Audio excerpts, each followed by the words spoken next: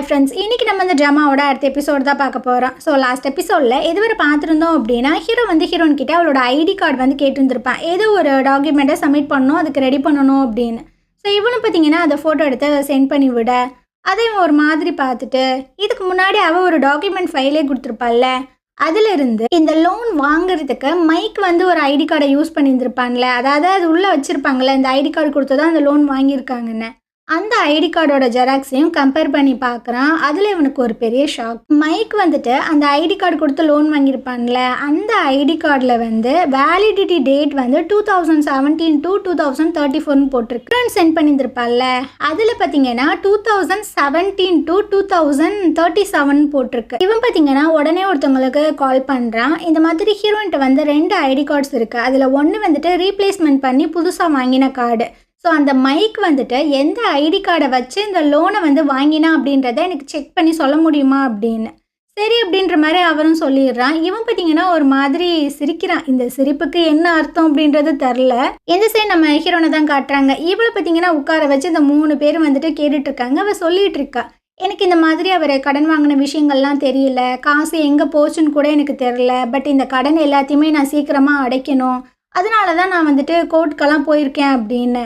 இவங்க ஈஸியாக நம்பிடுவாங்களா என்ன? அந்த ஆன்ட்டி பார்த்தீங்கன்னா சொல்லிகிட்டு இருக்கு, இங்கே பாருமா, இந்த விஷயங்கள் நாங்கள் கேட்குறது வந்து உன்னை நம்பலை அப்படின்றது கிடையாது, பட் இந்த காசு உங்ககிட்ட இருக்குன்றது எனக்கு நல்லாவே தெரியும். ஸோ அந்த காசை கொடுத்துருமா, நம்ம வந்து கடன்காரங்கிட்ட கொடுத்து அவனோட பேரை வந்து கிளியர் பண்ணிடலாம் அப்படின்னு. இவளுக்கு பார்த்தீங்கன்னா ஒரு மாதிரி ஆயிடுது. என்னடா இவங்க நம்மளை நம்பவே இல்லையா அப்படின்ட்டு அவங்க மாமனாரை திரும்பி பார்த்தா அவரும் பார்த்தீங்கன்னா ஒரு மாதிரியாக தான் பார்த்துட்டு இருக்காரு, எதுவுமே சொல்ல முடியாமல். அப்போ அவங்க மாமியார் வந்து சொல்லிட்டு இருக்காங்க, இதுக்கு முன்னாடி நான் உன்னை ரொம்ப ஹாஷாக தான் பேசிட்டேன், அதெல்லாம் எடுத்துக்காத, பட் அந்த காசை கொடுத்துரு அப்படின்னு. அந்த டைம் பார்த்தீங்கன்னா ஹீரோட்ட இருந்து ஃபோன் கால் வருது, முக்கியமாக உங்ககிட்ட பேசணும், நீ ஃப்ரீயாக இருக்கியா அப்படின்னு. நான் ஃப்ரீயாக தான் இருக்கேன் அப்படின்ற மாதிரி சொல்லிட்டு நான் இங்கேருந்து போகிறேன்ட்டு அவள் வாட்டில் பொசுக்குன்னு கிளம்புறா. அவங்களுக்கு பார்த்தீங்கன்னா என்ன பண்ணுறதுன்னு தெரில, என்ன அவள் வாட்டில் போகிறா, அப்போ நம்மளுக்கு அவள் மரியாதையை கொடுக்க மாட்டாளா அப்படின்ட்டு. ஹீரோ பார்த்தீங்கன்னா ஒரு ரெஸ்டாரண்ட்டில் வெயிட் பண்ணும்போது இவ பார்த்தீங்கன்னா வந்துட்டுருக்கா, உட்காரு அப்படின்னு. எனக்கு வென்சு வந்துட்டு கால் பண்ணா, நேற்று நீ என்கிட்ட மோசமாக பேசுனதுக்கு அவளே வந்து சாரி எல்லாம் கேட்டுட்டா, அதனால நீ கொஞ்சம் ஃப்ரீயாக ஃபீல் பண்ண அப்படின்னு. சரி எதுக்கு என்ன வர சொன்ன அப்படின்ற மாதிரி கேட்கும்போது, நீ எதுவும் 2 ஐடி கார்டு வச்சிருக்கியா அப்படின்னு. 2 ஐடி கார்டா? இல்லையே, என்கிட்ட ஒன்று தான். இதுக்கு முன்னாடி ஒரு கார்டு நான் வச்சுருந்தேன், அது வந்துட்டு தொலைஞ்சு போச்சு, அதனால நான் வேறு கார்டு வந்து அப்ளை பண்ணி வாங்கினேன் அப்படின்ட்டு அந்த கார்டை எடுத்து பார்க்குறா. இதில் கூட எக்ஸ்பிரி டேட் வந்து 2017 to 2037 போட்டிருக்கல அப்படின்ட்டு. அப்படியா, சரி இந்தா, இதை நல்ல கவனமாக பாரு அப்படின்ட்டு அந்த ஐடி கார்டு எடுத்து கொடுக்குறான்.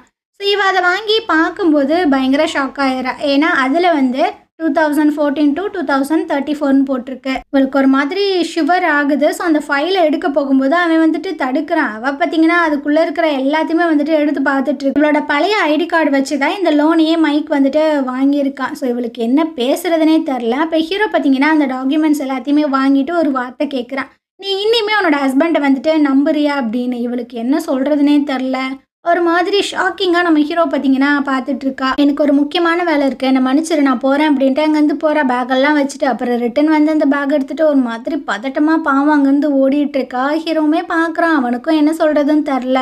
அப்படியே ஒரு டாக்ஸி பிடிச்சி தான் வந்துட்டுருக்கா. பயங்கரமாக கஷ்டமாக இருக்கும் போல், இப்படி நம்மளை ஏமாற்றிட்டானே அப்படின்னு. ஏன்னா ரொம்ப நம்பிக்கை வச்சுருந்துருப்பா போல், பயங்கரமாக அழுதுட்டுருக்கா. ஸோ அந்த டாக்ஸி டிரைவர் வந்து சொல்லிட்டு இருக்காரு, இங்கே பாருமா, உனக்கு அழுகணும்னு தோணுச்சுன்னா அழுதுரு, அப்போ தான் நீ ஃப்ரீயாக இருப்ப, ரொம்பவே தேங்க்ஸ் அப்படின்ற மாதிரி சொல்கிறா. சரிம்மா இப்போ நம்ம எங்கே போகணும் அப்படின்னு. அந்த ஃபுட் கம்பெனிக்கு போங்க அப்படின்ற மாதிரி சொல்கிறா. அதுக்கப்புறமா அந்த ஜென்னை தான் காட்டுறாங்க. இவங்களுக்கு அந்த மைக்கோட ஃபோன்லேருந்து கால் வருது. அதை பார்த்தோன்னே இந்தம்மா பார்த்தீங்கன்னா ஷாக் ஆயிடுது, என்னடா செத்து போனவன் ஃபோன்லேருந்து நம்மளுக்கு ஃபோன் வருது அப்படின்னு. ஒரு மாதிரி பயந்துக்கிட்டே தான் அந்த ஃபோன் காலை அட்டென்ட் பண்ணுது. நான் இந்த மாதிரி ஹீரோயின் பேசுகிறேன் அப்படின்னு. ஓ, நீங்கள் மைக்கோட ஒய்ஃப் தானே அப்படின்ற மாதிரி தெரியாத மாதிரி கேட்குது. ஆமாம், நம்ம 2 பேரும் மீட் பண்ணலாமா ஃப்ரீயா அப்படின்னு. ஓகே, என்னோட கம்பெனியோட லாபிக்கு வந்துருங்க, நம்ம அங்கே மீட் பண்ணலாம் அப்படின்னு. ஒரு மாதிரி கடுப்பில் தான் அவள் உட்காந்துட்ருக்காள. இந்தம்மா பார்த்தீங்கன்னா கேஷுவலாக அப்படியே சிரிச்சுட்டே வந்துட்டுருக்கு. இவ பார்த்தீங்கன்னா, ஆமாம் நீங்கள் 2 பேரும் எப்போ மீட் பண்ணிக்கிட்டீங்க, இது எப்போ நடந்துச்சு, எப்போலேருந்து ஸ்டார்ட் ஆச்சு அப்படின்ற மாதிரி கேட்குறா. என்ன நீங்கள் வேர்டான கொஸ்டின்லாம் கேட்குறீங்க, நீங்கள் என்ன கேட்க வரீங்கன்றதே எனக்கு புரியலை அப்படின்னு. நான் என்ன கேட்க வரேன் அப்படின்றத உங்களுக்கு நல்லாவே தெரியும் அப்படின்ற மாதிரி சொல்லும்போது அவள் ஒரு மாதிரி நக்கலாக சிரிக்கிறா. ஸோ ஹீரோன் பார்த்தீங்கன்னா அந்த வாட்ச் எடுத்து அப்படியே வைக்கிறாங்க. என்னது இது அப்படின்ற மாதிரி அந்த அம்மா கேட்குதா, இந்த வாட்ச் உங்களுக்கு பிடிக்கும் தானே? ஆமாம் எனக்கு பிடிக்கும். இந்த வாட்சை மைக் உங்களுக்காக ஆர்டர் பண்ணியிருக்கேன் அப்படின்னு என்ன பேசிகிட்டு இருக்க? மைக் எனக்காக தான் ஆர்டர் பண்ணான்னு எப்படி சொல்கிற? அதை நல்லா உத்து பாரு அப்படின்னு. ஸோ இந்த அம்மாவும் பார்த்தீங்கன்னா அதை அப்படியே எடுத்து பார்க்குது. அதில் வந்து ஜென்னு போட்டிருக்கு. ஸோ அவளோட விசிட்டிங் கார்டு எடுத்து ஹீரோயின் பார்த்தீங்கன்னா வைக்கிறா. அதையுமே இந்த அம்மா நோட் பண்ணுது. சரி, மைக் வந்துட்டு எனக்கு இந்த வாட்சை ஆர்டர் பண்ணியிருக்காரு அப்படின்னா அவருக்கு பதிலாக நீ எனக்கு இதை கிஃப்டாக கொடுக்கறதுக்காக வந்திருக்கியா அப்படின்னு ஹீரோயின் பார்த்தீங்கன்னா பயங்கர வெறியாயிட்டு இருக்கா. நீங்கள் 2 பேரும் எப்போ ஒன்றா சேர்ந்தீங்க அப்படின்னு. என்னது ஒன்றாவா? என்னம்மா பேசிகிட்டு இருக்க அப்படின்னு. அப்புறம் இதுக்கு மைக் உங்களுக்கு கஸ்டமைஸ் பண்ண வாட்சை வந்து ஆர்டர் பண்ணா அப்படின்னு. அது எனக்கு எப்படிமா தெரியும்? நீ அவங்ககிட்ட கேட்டால் தான் தெரியும் அப்படின்ற மாதிரி சொல்லிட்டு இருக்காங்க. அப்படியே பார்க்குறேன். இங்கே பாருமா, நீ எப்படி ஃபீல் பண்ணுறன்றது எனக்கு புரியுது. ஆனால் நீ நினைக்கிற மாதிரிலாம் எதுவுமே கிடையாது. நாங்கள் வேலை விஷயமா மட்டும்தான் பேசுவோம், அப்புறம் கேஷுவலாக ஃப்ளோட் பண்ணுவோம், அவ்வளோதான் அப்படின்னு. ஏதோ கேஷுவல் ஃப்ளோட்னா எனக்கு புரியலையே அப்படின்னு. என்னம்மா, ஒரு பொண்ணு ஒரு பையன் அவங்க 2 பேத்துக்கு நடுவில் கேஷுவல் ஃப்ளோட்லாம் பண்ணுவாங்களே, உனக்கு அது தெரியாதா அப்படின்னு. எனக்கு தெரியாது, தெளிவாக சொல்லு. நீங்கள் 2 பேரும் லவ்வர்ஸா? லவ் பண்ணுறீங்களா அப்படின்னு. இது லவ்வர்ஸா? லவர்ஸ்குள்ளே என்ன ஒன் நைட் ஸ்டாண்ட்லாம் வருமா? கேட்ட நம்ம ஹீரோனுக்கு பார்த்தீங்கன்னா பயங்கர ஷாக் ஆயிடுது. நீ வந்துட்டு அவனோட பொண்டாட்டி தானே, உனக்கு அவன் மேலே சந்தேகமே வரலையா? லேட் நைட்லாம் வீட்டுக்கு வருவான். அவன் என்ன உட்காந்து அவ்வளோ சின்சியராக வேலை செய்வான்? இந்த விஷயம் கூட உனக்கு தெரியாதா என்ன? இவ்வளவு தற்கொலையாக இருந்துட்டு என்கிட்ட வந்து இந்த மாதிரி கொஷின்லாம் கேட்டால் எப்படிமா அப்படின்னா அவள் பார்த்தீங்கன்னா அந்த வாஷை தள்ளி வச்சுட்டு, சரி இதுக்கு மேலே நம்ம இதை பற்றி பேச வேணாம், நான் கேள்விப்பட்ட ஏதோ ஒரு கேஸ் போயிட்டுருக்கு அப்படின்னு, அதெல்லாம் ஓகேவா அப்படின்னு. இவ எதுவுமே சொல்ல மாட்டா. அப்படியே டக்குன்னு அந்த தண்ணியெல்லாம் எடுத்து கடக்கடன்னு குடிச்சிட்டு இருக்கா. இவளும் பார்க்குறா. சரிம்மா, எனக்கு ஒரு மீட்டிங் இருக்கு, நான் போகிறேன் அப்படின்ட்டு அங்கேருந்து போகிறா. போனவ பார்த்தீங்கன்னா நம்ம ஹீரோன்ட்ட சொல்லிட்டு இருக்கா, என்னதான் இருந்தாலும் நாங்கள் ரொம்ப வருஷமாக அந்த ரிலேஷன்ஷிப்பில் இருந்திருக்கோம், அதனால ஏதாவது ஹெல்ப் தேவைப்பட்டுச்சு அப்படின்னா கேளு, நான் பண்ணுறேன் அப்படின்னு. இவளுக்கு பயங்கர வெறி ஆகிட்டு இருக்கு. இதுக்கப்புறமா நம்ம ஹீரோவை தான் காட்டுறாங்க. இவன் பார்த்தீங்கன்னா நம்ம ஹீரோனுக்கு தான் ஃபோன் கால் பண்ணிகிட்டே இருக்கான். ஏன்னா உன் ஹஸ்பண்ட் வந்துட்டு உன்னை சீட் பண்ணிட்டான் அப்படின்றத அவன் வந்துட்டு ப்ரூஃப் பண்ணியிருந்திருப்பான்ல. ஸோ அதனால் அவள் எதுவும் ஹர்ட் ஆகி எதுவும் பண்ணிடுவாளோ அப்படின்ட்டு தான் ஃபோன் பண்ணுறான். ஆனால் ஃபோன் பார்த்தீங்கன்னா சுவிட்ச் ஆஃப்னே வருது. அதே சமயம் வென்ஷுவை காட்டுறாங்க. இவ பார்த்தீங்கன்னா குளிச்சுட்டு அவளோட ஹேரெல்லாம் ட்ரை பண்ணிட்டு இருக்கும்போது யாரும் காலிங் பெல் அடிக்கிறாங்க. இவளும் வந்து ஓப்பன் பண்ணால் நம்ம ஹீரோயின் தான் அப்படியே ஒரு மாதிரி நின்றுட்டு இருக்கா. அப்படியே என்னடி ஆச்சு, ஏன்டி இப்படி நிற்கிற அப்படின்னு. அவள் பார்த்தீங்கன்னா அப்படியே வந்து ஹக் பண்ணி பயங்கரமாக அழுகிறா. அவளுக்கு ஒன்றும் புரியலையே, என்ன ஆச்சு, ஏன் இப்படி அழுகிற அப்படின்னு. ஸோ போகிறவங்க வரவங்க ஒரு மாதிரி பார்க்குறாங்களா. அவள் பார்த்தீங்கன்னா அப்படியே உள்ளே வந்து கதவை அடிச்சுக்கிறா. என்னடி ஆச்சு அப்படின்னு. அந்த மைக்கு பயவுல அஃபேரில் இருந்திருக்காண்டி அப்படின்னு. எது அஃபேரா, உனக்கு எப்படி தெரியும் அப்படின்னு அவள் பயங்கரமாக அழுகுறா. இதுக்கப்புறமா வென்ஸுக்கு பார்த்தீங்கன்னா நம்ம ஹீரோ வந்து ஃபோன் பண்ணுறான். அவளை என்னால் ரீச் பண்ண முடியல, அவள் எங்கே இருக்கா அப்படின்னு. அவள் என் கூட தான் இருக்கா, நீ உனக்கு கவலைப்படாத, ஃபோனை கட் பண்ணிடுறா. ஹீரோ பார்த்தீங்கன்னா ஹீரோனோட வீட்டுக்கு கீழே தான் நிற்கிறான் போல். அந்த காரை பார்த்தா கார் பார்த்தீங்கன்னா பஞ்சர் ஆகி ஒரு மாதிரியாக இருக்குது. அது மேலே நிறைய நோட்டீஸ்லாம் எழுதி வச்சுருக்காங்க. உன்னோட கடனை வந்துட்டு நீ அடைச்சிரு, இல்லைன்னா இந்த மாதிரி தான் நடக்கும் அப்படின்னு. ஸோ அதெல்லாம் பார்த்து ஹீரோ கடுப்பாயிட்டு இருக்கான். அந்த பேப்பர் எல்லாத்தையுமே கசக்கி கீழே போட்டுட்டு அவனோட காரில் போய் உட்காந்துட்டு இருக்கு. இந்த சைடு நம்ம வென்ஸு பார்த்தீங்கன்னா நம்ம ஹீரோன்ட்ட வந்து கேட்குறாங்க, அடியே எந்திரடி, என்ன தாண்டி ஆச்சு அப்படின்னு. அவனை எந்த அளவுக்கு நம்பினேன்னு தெரியுமா?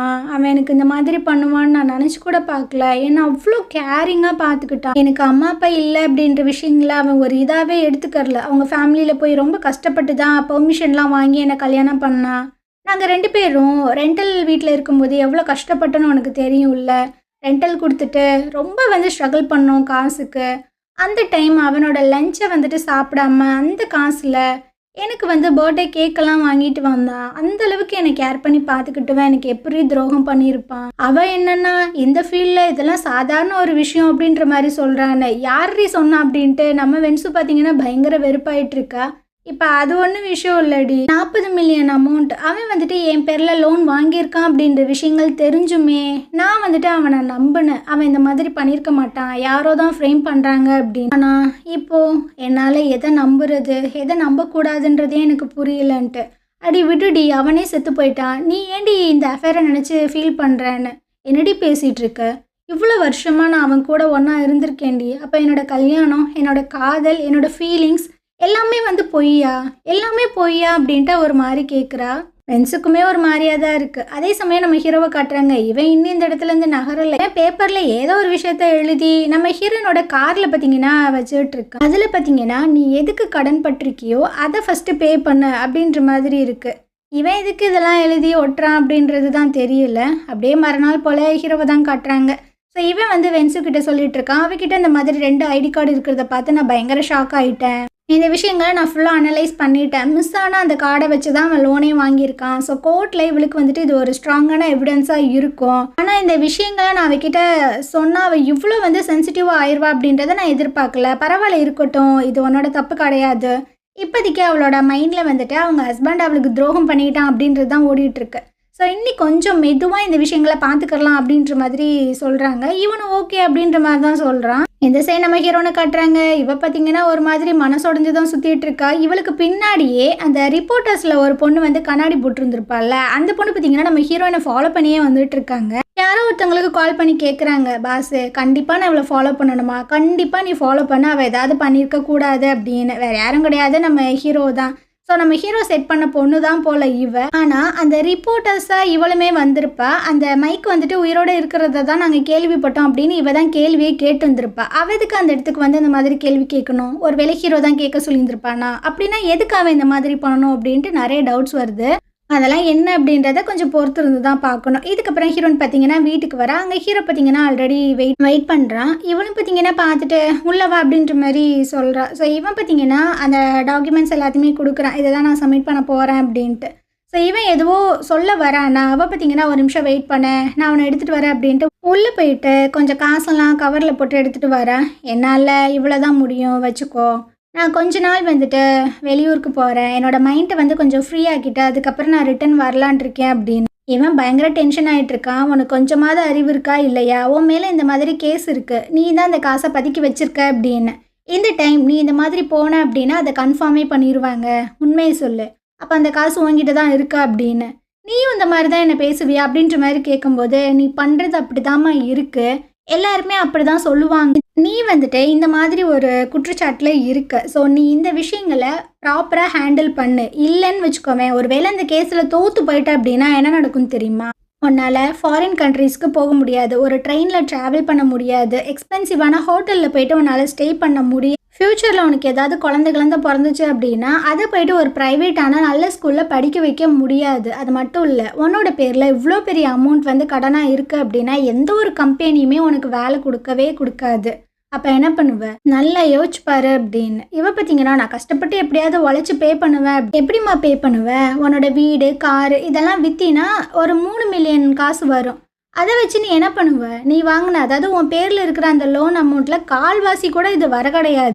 அப்போ நீ என்ன பண்ணுவ, எல்லாத்தையுமே ஃபேஸ் பண்ணி தான் ஆகணும் அப்படின்னு. போதும் நிறுத்து அப்படின்ற மாதிரி சொல்கிறாளா, ஏன் கேட்க முடியலையா, நான் சொன்னது பாதி தான், இன்னி ஜாஸ்தி இருக்குது அப்படின்ற மாதிரி சொல்லிட்டு இருக்கான். அதே சமயம் அவங்க மாமியார் மாமனாரை காட்டுறாங்க. அவங்க வந்து சொல்லிட்டு இருக்காங்க, இவையே இந்த மாதிரி செல்ஃபிஷாக இருக்கா, அந்த காசை கொடுத்தா அப்படின்னா எல்லா விஷயங்களையுமே நம்ம சால்வ் பண்ணிடலாம்ல, என் பையன் செத்து போனதுக்கு அப்புறம் தான் இந்த விஷயங்கள் தெரிய வரணுமா, அவள் மோசமான ஆள் அப்படின்னு. அவளை பற்றி ரொம்ப தப்பாக தான் பேசிகிட்டு இருக்காங்க, அவளை பற்றி எதுவுமே தெரியாமல். இதுக்கப்புறமா நம்ம ஹீரோவை தான் காட்டுறாங்க. இவன் பார்த்தீங்கன்னா காரில் வந்துட்டு இருக்கும்போது யாரோ ஒருத்தங்க ஃபோன் பண்ணுறாங்க, பிளான் எல்லாமே ரெடி ஆயிடுச்சா அப்படின்னு. இல்லை, அதுக்கு கொஞ்சம் நம்ம வெயிட் பண்ணணும் அப்படின்ற மாதிரி சொல்கிறான். எனக்கு என்னமோ ஹீரோ மேலே தான் டவுட் வந்துட்டே இருக்குது, எல்லா விஷயங்களுமே இவன் தான் பண்ணி நம்ம ஹீரோன் கிட்ட ரொம்ப நல்ல விதமாக நடந்துக்கிறானோ அப்படின்னு.